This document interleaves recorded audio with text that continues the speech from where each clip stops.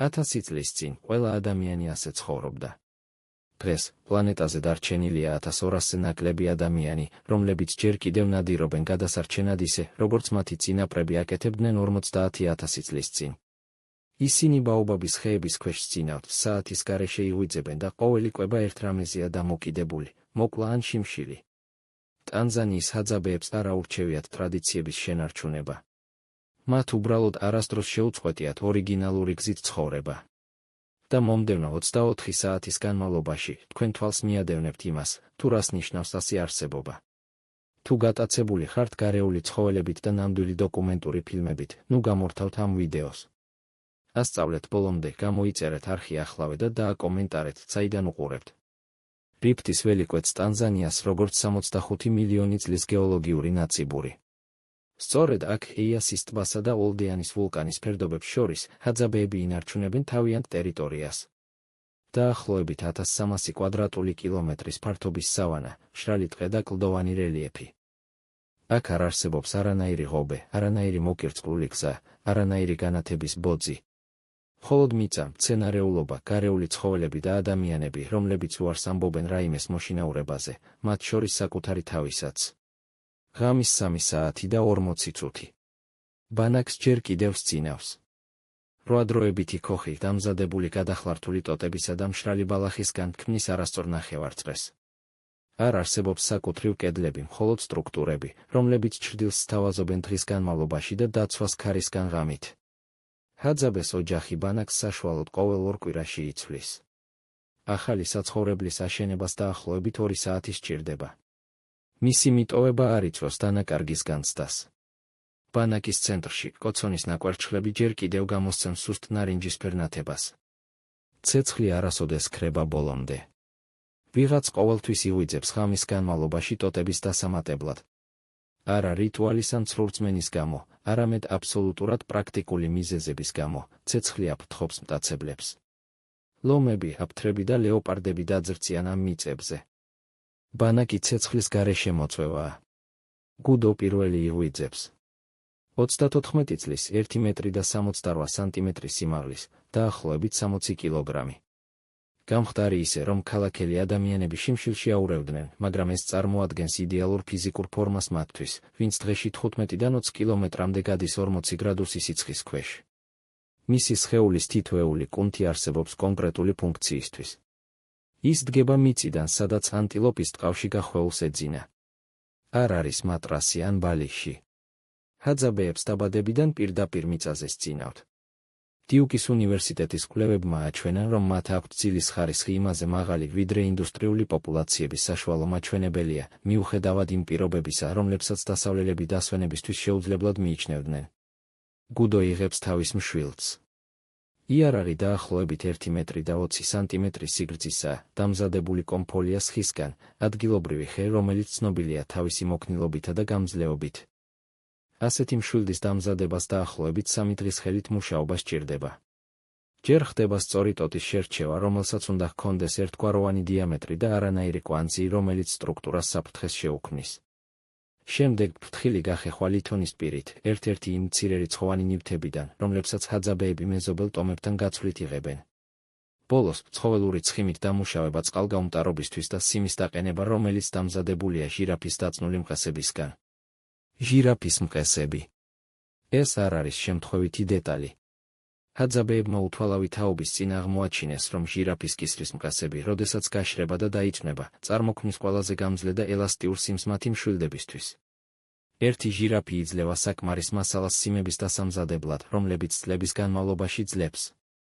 ცხოველის თითოეულ ნაწილს აქვს დანიშნულება. არაფერი იკარგება. ტყავი ხდება დასაძინებელი საფარი. ცვლები ხდება იარაღები.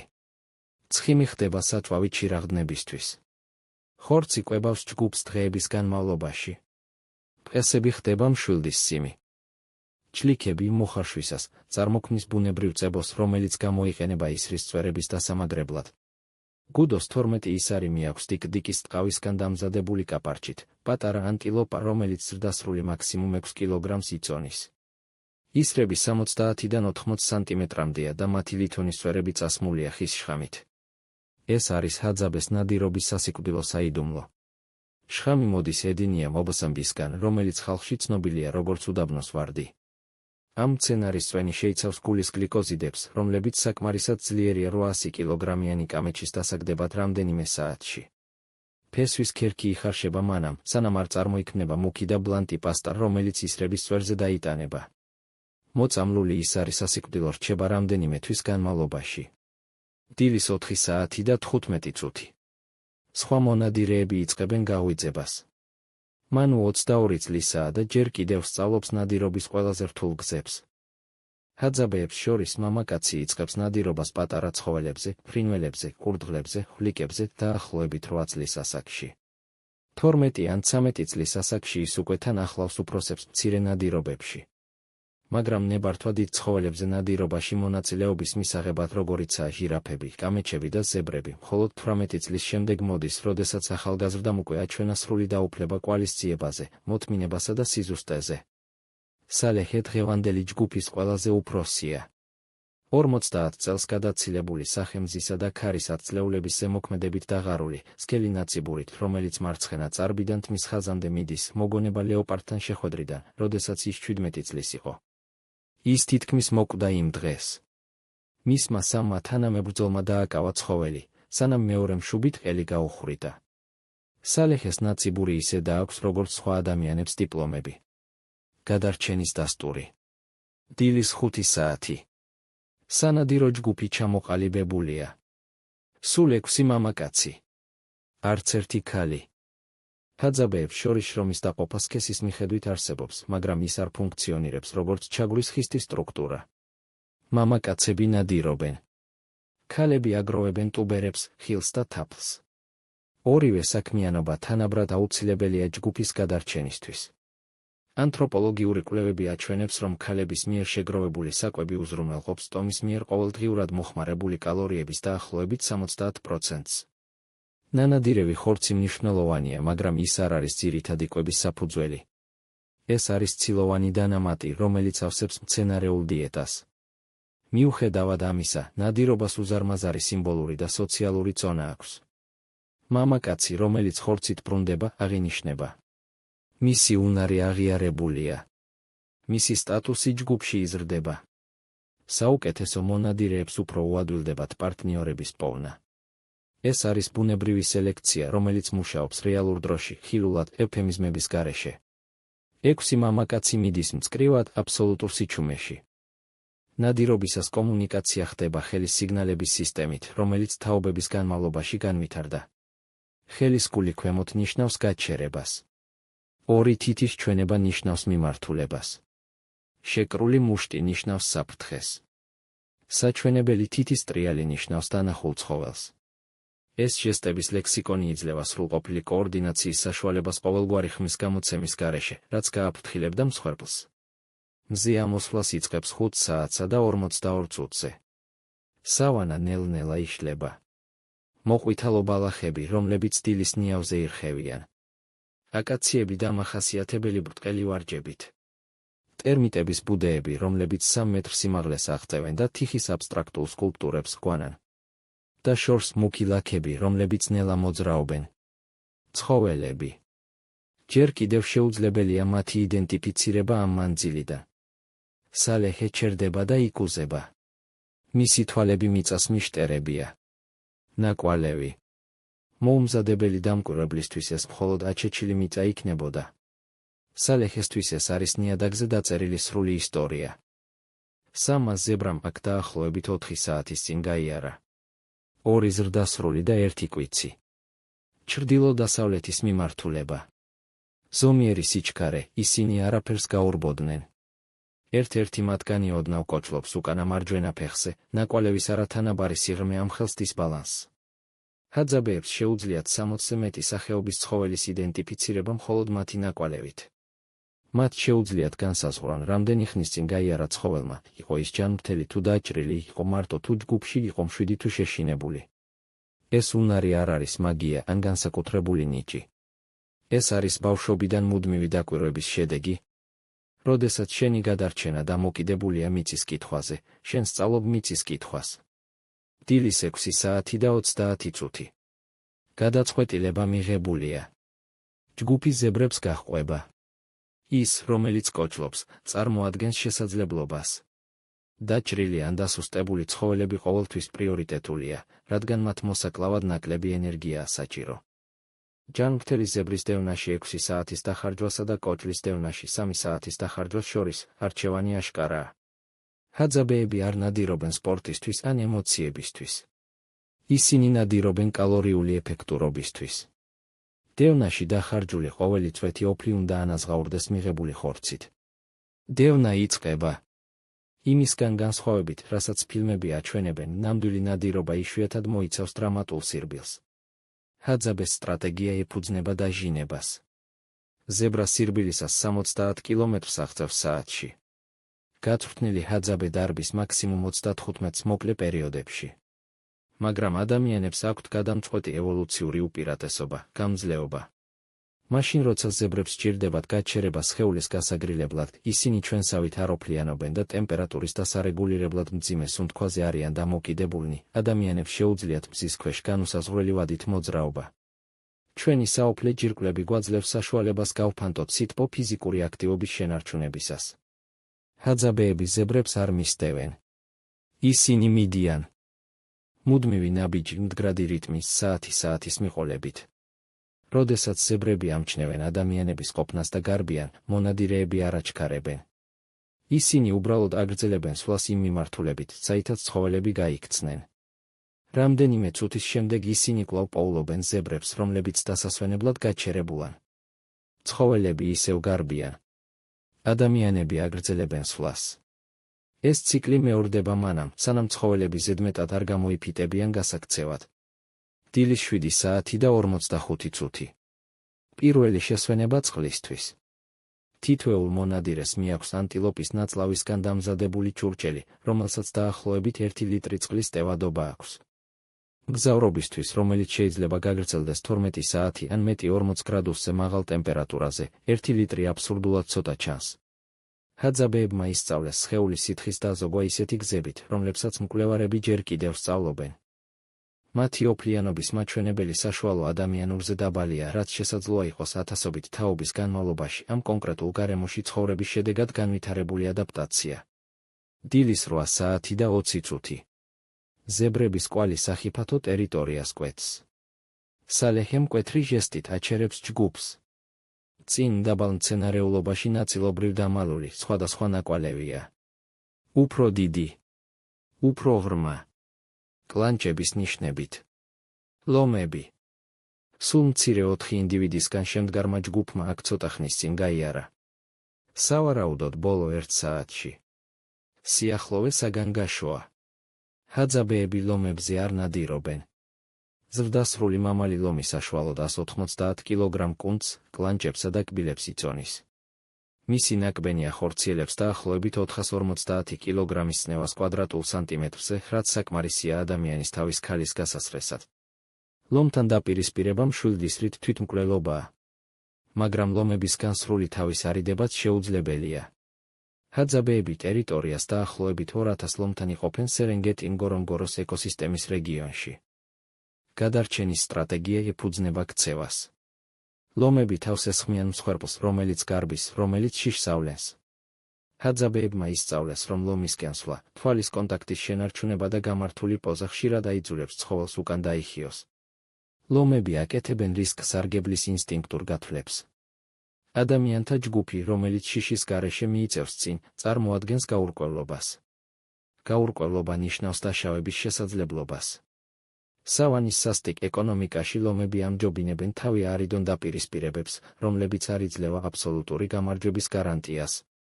ჰაძაბეს ჯგუფი გვერდს უვლის ლომის ნაკვალევის არეალს. არა პარალიზებული შიშის გამო, არამედ გონივრული სტრატეგიის გამო. ენერგიის დახარჯვა მტაცებელთან დაპირისპირებაზე, როდესაც მიზანი ზებრებზე ნადირობაა, ტაქტიკური ფლანგვა იქნებოდა.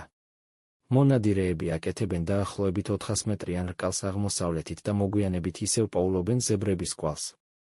დილის 9 საათი და 50 წუთი. სიცხე მატულობს. ტემპერატურა დაახლოებით 38 გრადუსია და იზრდება. ჩრდილი მწირია. აკაციები გარკვეულ შვებას იძლევიან, მაგრამ დასასვენებლად გაჩერება კვალის დაკარგვას ნიშნავს. ზებრებიც იტანჯებიან სიცხისგან. მათ სხეულში გროვდება ტემპერატურა, რომელიც უნდა გაფანტონ. გაქცევისა და დასვენების ყოველი ციკლის შემდეგ ისინი უფრო ნელდებიან, უფრო დაუცველები ხდებიან. 10 საათი და 30 წუთი. ვიზუალური კონტაქტი. დაახლოებით 300 მეტრის მანძილზე 3 ზებრა ჩანს. 2 ზრდასრული და კვიცი. ერთ-ერთი ზრდასრული, ის, რომელიც კოჭლობს, აშკარად მძიმედ სუნთქავს. მისი სუნთქვა მძიმეა, ამ მანძილიდანაც კი ჩანს ფერდის გადაჭარბებული მოძრაობით. მონადირეები ჩერდებიან. ახლა იწყება მიახლოების ფაზა. ზებრასთან ეფექტური გასროლის მანძილზე მიახლოება, დაახლოებით 20-დან 30 მეტრამდე ჰაძაბეს მშვილდებისთვის მოითხოვს ადამიანურ მოთმინებას. მონადირეები იყოფიან და ქმნიან ფართო ნახევარწრეს. თითოეული წინ მიიწევს ინდივიდუალურად, იყენებს ნებისმიერ ხელმისაწვდომ საფარს, ბუჩქებს, ტერმიტების ბუდეებს, რელიეფის ჩაღრმავებებს. მოძრაობა ნელია. სანტიმეტრები წუთში. ნებისმიერი მკვეთრი ჟესტი აიძულებს ზებრებს კვლავ გაიქცნენ. 11 საათი და 15 წუთი. გუდო პოზიციაზეა. 23 მეტრი კოჭლ ზებრამდე. მას ახლა შეუძლია ცხოველის დეტალების დანახვა. შავი და თეთრი ზოლები, რომლებიც ცეცე ბუზებისგან შენიღბად ემსახურება, კვლევებმა აჩვენა, რომ ეს ორნამენტი აბნევს მწერების მხედველობას. ჭრილობა უკანა მარჯვენა ფეხზე, სავარაუდოდ მტაცებლის მიერ რამდენიმე დღის წინ მიყენებული. მუქი და სველი თვალი, რომელიც ხანდახან გუდოს მიმართულებით ტრიალებს, მაგრამ საფრთხეს ვერ აღიქვამს. ის იმდენი ხანია უძრავადაა, რომ პეიზაჟის ნაწილს ჰგავს. გუდოს წევს მშვილდს. გლუვი მოძრაობა აუჩქარებლად. ამაგრებს მოწამლული სარს. სიმს პირის კუთხემდე ქაჩავს. უმიზნებს ზებრის ფერდს რეგიონს, სადაც სასიცოცხლო ორგანოებია კონცენტრირებული. ზებრის გული დაახლოებით ფეხბურთის ბურთის ხელაა და განლაგებულია წინა ფეხის პირდაპირ უკან. ზუსტი გასროლა ამ არეში ნიშნავს გარანტირებულ სიკვდილს, თუმცა არა მომენტალურს. შხამს დრო სჭირდება სისხლის მიმოქცევის სისტემაში გასავრცელებლად. ის არის მიფრინავს. დარტყმა. ზებრა ხტება მოულოდნელი ტკივილისგან გაკვირვებული. დანარჩენი 2 მაშინვე გარბის. ჭრილობა სწორად არის განლაგებული, წინა ფეხიდან რამდენიმე სანტიმეტრით უკან. ის არის დაახლოებით 15 სანტიმეტრის სიღრმეზე შევიდა, საკმარისი სიღრმე იმის უზრუნველსაყოფად, რომ შხამი სისხლის ნაკადში მოხვდეს. ახლა იწყება ლოდინი. 11 საათი და 40 წუთი. საბოლოო დევნა. დაჭრილი ზებრა გარბის, მაგრამ მისი სიჩქარე უკვე შეზღუდულია კოჭლი ფეხითა და დაგროვილი სტრესით. მონადირეები ზომიერი ტემპით მიჰყვებიან. სიჩქარე საჭირო არ არის. შხამი ჩუმად მუშაობს, ყოველ წუთს ანადგურებს გულის უჯრედებს. ზებრა შენელდება, წაბორძიგდება და ეცემა. დღის 12 საათი და 30 წუთი. ცხოველი ეცემა. დაახლოებით 3 კილომეტრში იმ წერტილიდან, სადაც ის არის მოხვდა, ზებრა კოლაფსირდება. ჯერ უკანა ფეხები ეკეცება. ცდილობს ადგომას, მაგრამ ვერ ახერხებს. თვალები ჯერ კიდევ ღია აქვს, მაგრამ სხეული აღარ პასუხობს ტვინის ბრძანებებს. შხამმა პარალიზება გაუკეთა გულის კუნთებს. რამდენიმე წუთში ის მკვდარი იქნება. მონადირეები პატივისცემით უახლოვდებიან. ჰაძაბეებს შორის არ არსებობს ხმაურიანი ზეიმი სიკვდილის შემდეგ. არსებობს ჩუმი აღიარება. ცხოველმა გასწირა სიცოცხლე, რათა ადამიანებმა განაგრძონ ცხოვრება. ეს არც რომანტიზებულია და არც გულგრილად განხილული. ეს უბრალოდ მიღებულია, როგორც არსებობის რეალობა. მტაცებლები კლავენ მსხვერპლს. მსხვერპლი კვებავს მტაცებლებს. ციკლი გრძელდება. სალეჰე დაუყოვნებლივ იწყებს სხეულის მომზადებას. ზრდასრული ზებრა 350-დან 400 კილოგრამამდე იწონის. ამ მთლიანი წონის ბანაკში დაბრუნება, დაახლოებით 8 კილომეტრის მანძილზე, შეუძლებელი იქნებოდა. საველე მომზადების პროცესი მოიცავს ლეშის დაყოფას სამართავ ნაწილებად და იმის გადაყრას, რაც არ იქნება გამოყენებული. ჯერ ხდება შინაგანი ორგანოების ამოღება. კუჭი და ნაწლავები იხსნება და იცლება. ღვიძლი და გული ფრთხილად გამოიყოფა, ეს ორგანოები დელიკატესებად ითვლება და მათ მონადირეები იქვე, ადგილზევე მიირთმევენ, უმალ როგორც ძალისხმევის დაუყოვნებელ ჯილდოს. ტრადიცია ადგენს, რომ ვისაც საბედისწერო ის არის ეკუთვნის, მას აქვს გულის უფლება. გუდო კბეჭს ჯერ კიდევ თბილ კუნძს სისხლი ნიკაპზე ჩამოსდის. ეს არ არის სცენა სუსტი კუჩის მქონე ცივილიზაციებისთვის, რომლებმაც სიკვდილი პლასტმასსა და პოლისტიროლში შეფუთეს. ტყავი იხსნება ერთი მთლიანი ნაჭრით. სიზუსტის სამუშაო, რომელსაც სალეჰი ასრულებს ლითონის დანით, რომელიც აწლეულების გამოყენებისგან გაცვეთილია. თითოეული ჭრა მიჰყვება კონკრეტულ ხაზებს, ინარჩუნებს ტყავის მთლიანობას მომავალი გამოყენებისთვის. კარგად დამუშავებული ზებრის ტყავი გამოდგება ხალიჩად, ქოხის გადასახურად ან სხვა ტომებთან გასაცვლელ ნივთად. მისი ღირებულება მნიშვნელოვანია. ხორცი იყოფა პორციებად. უკანა ნაწილებს უფრო მოცულობით ორ-ორი მამაკაცი წაიღებს. წინა ნაწილები უფრო პატარაა და მათი ტრანსპორტირება ინდივიდუალურად შეიძლება. ფეხის ძვლებით ხდება ძვლის ტვინის ამოსაღებად, სუფთა ცხიმი, კალორიებით მდიდარი, რომელიც დღესვე იქნება მოხმარებული. თავის ქალა იქვე რჩება. ჩლიქები ინახება წებოს დასამზადებლად. დამუშავების მთლიანი დრო, დაახლოებით 2 საათი. დღის 2 საათი და 50 წუთი. ჯგუფი იწყებს უკან დაბრუნებას. თითოეულ მამაკაცს მიაქვს 20-დან 30 კილოგრამამდე ხორცი, ძვლები და ტყავი. შვილდებთან, ისრებთან და წყლის ჭურჭელთან ერთად, მთლიანი წონა ერთ ადამიანზე 40 კილოგრამს აჭარბებს. და წინ კიდევ 8 კილომეტრია გასავლელი. 42 გრადუსი სიცხის ქვეშ. მონიშნული ბილიკის გარეშე. ტერიტორიაზე, სადაც მტაცებლებმა სავარაუდოდ უკვე იგრძნეს ახალი სისხლის სუნი. დღის 4 საათი და 30 წუთი. ხორცის სუნი არასასურველ ყურადღებას იპყრობს. დაახლოებით 600 მეტრში, ხალხიანი აფთრების ხროვა აკვირდება ადამიანებს. 7 ინდივიდი.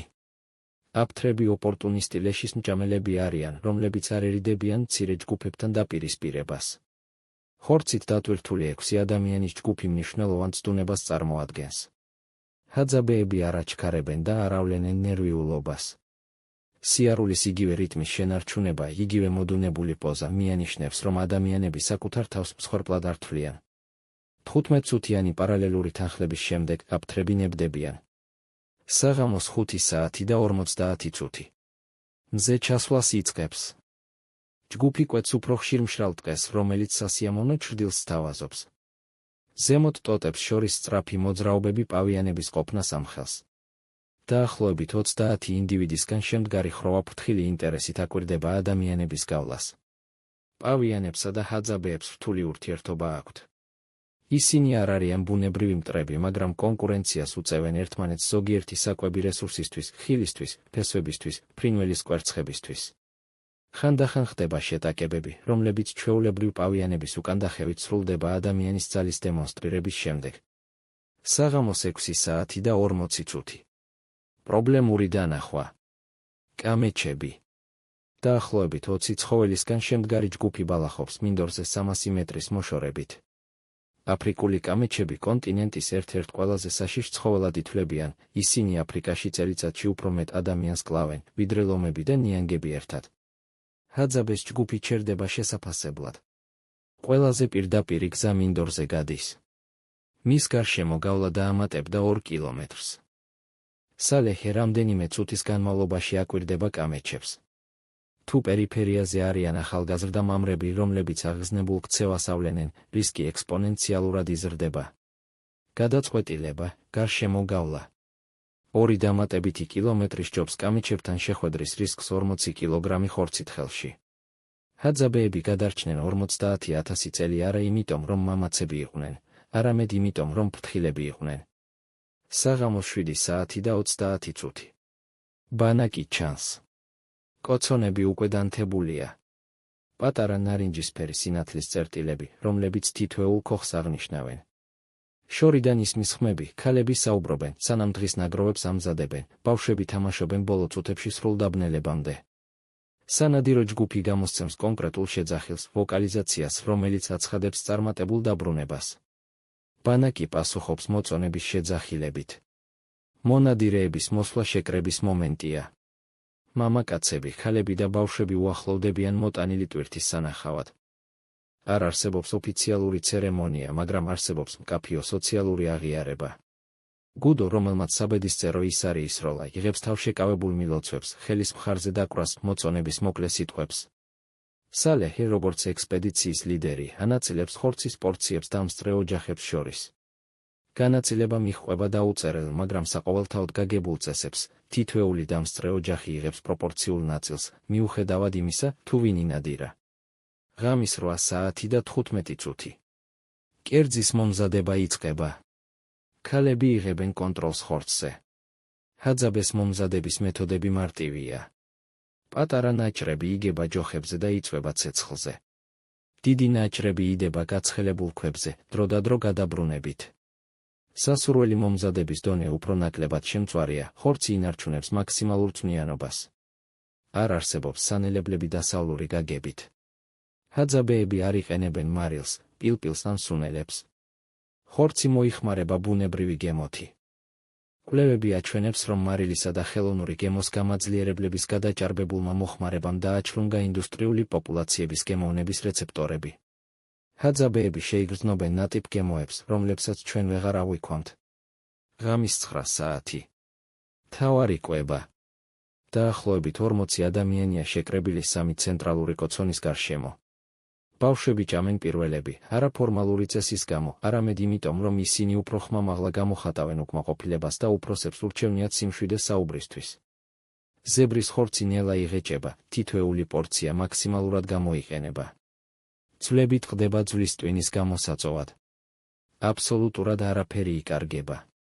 რაც ამ ღამით არ შეიჭმება, გამოიბოლება ცეცხლზე მომდევნო დღეებში შესანახად. ჭამის დროს ყვებიან ისტორიებს. სალეჰი აღწერს დღის მოვლენებს მათთვის, ვინც არ მონაწილეობდა. ნაკვალევის აღმოჩენა. გაყოლის გადაწყვეტილება. ლომების ტერიტორიის გარშემო გავლა. მომთმენი მიახლოება. გუდოს ზუსტი გასროლა. შხამის ეფექტის მოლოდინი. ლეშის მომზადება.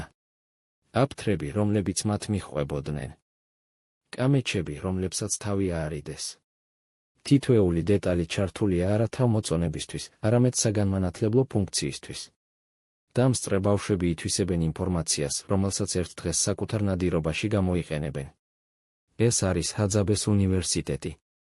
არ არსებობს ფორმალური სკოლები, სახელმძღვანელოები ან წერითი გამოცდები. ცოდნა გადაიცემა ზეპირად, თაობიდან თაობას, ზუსტად ასეთ მომენტებში. ბავშვმა, რომელიც გაიზარდა ნადირობის ისტორიების მოსმენით, იცის ნაკვალევის ამოცნობა მანამ, სანამ კითხვას ისწავლის, რადგან კითხვას არასდროს ისწავლის. იცის შხამის მომზადება მანამ, სანამ ანგარიშს ისწავლის, რადგან ანგარიში არასდროს დასჭიროებია. ჰაძაბეს კურიკულუმი მოიცავს მხოლოდ იმას, რაც აუცილებელია გადასარჩენად: ხვალისძიება, ნადირობა, შეგროვება, იარაღების დამზადება, ამინდის კითხვა, ტერიტორიის გეოგრაფია, ცხოველების ქცევა, საკვები მცენარეების შხამიანების წინააღმდეგ. ღამის 10 საათი და 30 წუთი. მუსიკა. ერთ-ერთმა უფროსმა მამაკაცმა აიღო თავისი ინსტრუმენტი, გოგრისგან და მყესის სიმებისგან დამზადებული იმპროვიზირებული ციტრის სახეობა. ხმა ჰიპნოზურია, განმეორებადი. სხვა მამაკაცები ტაშს უკრავენ რთულ რიტმში. ზოგიერთი ქალი მღერის მელოდიებს, რომლებიც უფრო გოდებას ჰგავს ვიდრე ზეიმს. ჰაძაბეს მუსიკა არ არის მხიარული კონვენციური გაგებით. ის ღრმა, მედიტაციური. ცეკვა ხდება და გეგმილი ქორეოგრაფიის გარეშე. სხეულები მოძრაობენ ცეცხლის გარშემო, ჩრდილები პროეცირდება ხეებზე. რიტუალს არ აქვს დასრულების დრო. ის გაგრძელდება მანამ, სანამ ადამიანები არ დაიღლებიან. დროის კონცეფცია აქ უბრალოდ არ გამოიყენება. 11 საათი და 45 წუთი. გუდო განზე გადის. ის მიდის ბანაკის კიდემდე. წვება ანტილოპის ტყავზე. მის ზემოთ ცა ვარსკვლავებით ფეთქდება. ასეულობით კილომეტრის რადიუსში სინათლის დაბინძურების გარეშე ირმის ნახტომი ჩანს მთელი თავისი დიდებულებით. ჰაძაბეებმა დაარქვეს სახელები თანავარსკვლავედებს, რომლებიც არ ემთხვევა ბერძნულ ან არაბულ სახელებს. გუდოსთვის ვარსკვლავიანი ცა პრაქტიკულ გათვლებს შთააგონებს. გარკვეული ვარსკვლავების პოზიცია მიუთითებს წელიწადის დროს. მთვარის ნათების ინტენსივობა გავლენას ახდენს ღამის მსხვერპლის გადაადგილებაზე. ცა გადარჩენის ინსტრუმენტია, სანამ ჩვრეთის ობიექტი გახდება. შუაღამე. ბანაკი ჩუნდება. ცეცხლი ჯერ კიდევ გიზგიზებს, მას ინარჩუნებენ გუშაგები, რომლებიც არათანაბარ ცვლებში ენაცვლებიან ერთმანეთს. სავანის ღამის ხმები ავსებს ადამიანის ხმების მიერ დატოვებულ სიცარიელეს. შორს აფთრების ყვირილი. ბუები, რომლებიც პატარა მღრღნელებზე ნადირობენ. ლომის პერიოდული ღრიალი, რომელიც ტერიტორიას ნიშნავს. ხმები, რომლებიც ქალაქის მცხოვრებლის ყურისთვის დამაფრთხობელი იქნებოდა, მაგრამ ჰაძაბეებისთვის არსებობის ჩვეულებრივი საუნდტრეკია. ღამის პირველი საათი და 30 წუთი. განგაში. გუშაგი ამჩნევს მოძრაობას პერიფერიაზე. თვალები, რომლებიც კოცონის შუქზე ბზინავენ. აფთრები, სავარაუდოდ იგივე ჯგუფი, რომელიც მონადირეებს ადრე მოჰყვებოდა. სამი მამაკაცი დგება ჩირაღდნებით შეიარაღებული. მიდიან მბზინავი თვალებისკენ, ყვირიან და ჩირაღდნებს აქნევენ. აფთრები უკან იხევენ. ეს თამაში მეორდება ღამე-ღამის მიყოლებით. მტაცებლები სინჯავენ დაცვას. დაცვა პასუხობს. ბალანსი შენარჩუნებულია. ღამის 3 საათი და 15 წუთი. ახალი გაღვიძება. გუდო თვალებს ახელს. 14 საათი გავიდა მას შემდეგ, რაც ზებრა მოკლა. ხორცი, რომელიც დარჩა, შებოლილია. მაგრამ ბანაკს 40 პირი ჰყავს გამოსაკვები. ერთი ზებრის ხორცი ერთ კვირასაც არ ეყოფა. დღეს საჭირო იქნება კვლავ ნადირობა. ის დგება, იღებს თავის მშვილდს და სიარულს იწყებს. რუტინა მეორდება.